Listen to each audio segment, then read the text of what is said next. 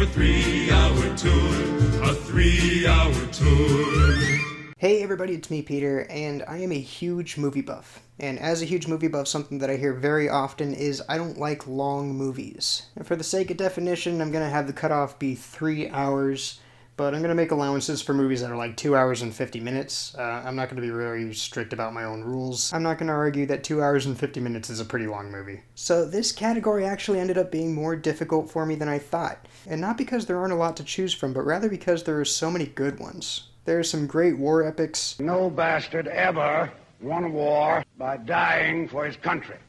He won it by making the other poor dumb bastard die for his country. And most great historical epics, whether they star Charlton Heston or not, are usually 3 hours or longer. And on top of that, if you look at any list of the top 10 greatest films of all time, you'll see more than a couple of long movies on that list. So because there are so many great films that qualify as long movies, I had to give myself a restriction. 3 hours can be quite the commitment to make to a film, even if it's one of the greatest movies ever made. In my opinion, The Godfather is the greatest film ever made. But I don't go out of my way to watch it once a month because I gotta have my Godfather fix. When it comes right down to it, even though The Godfather is great, it's still really long. And then movies that have nostalgic value, like The Sound of Music, you probably saw it when you were a kid and already agreed to yourself that when you have kids, you're gonna show them the movie.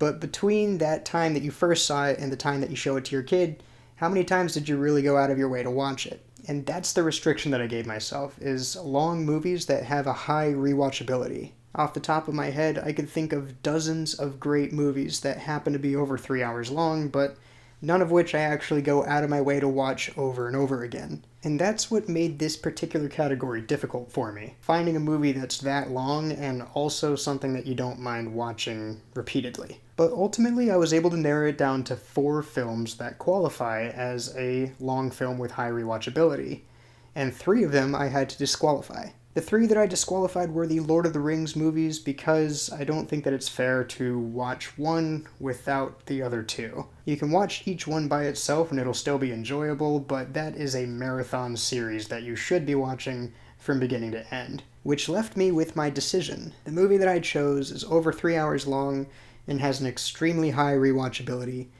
It's a mad, mad, mad, mad world.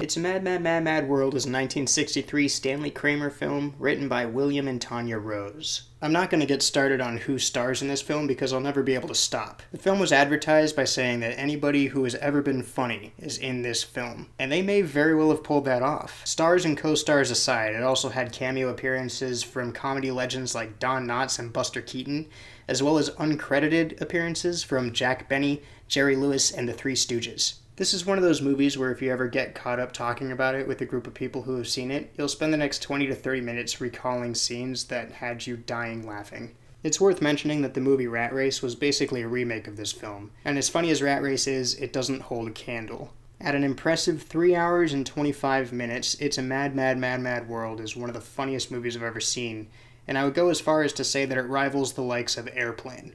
So if you don't like long movies, then I suggest you give this film a chance. And then get back to me in the comments and let me know what you thought. And if you or someone you know doesn't like a specific type of movie, then let me know and I'll see if I could change your mind. And don't forget to like, share, and subscribe. Thanks for watching, and I'll see you next time.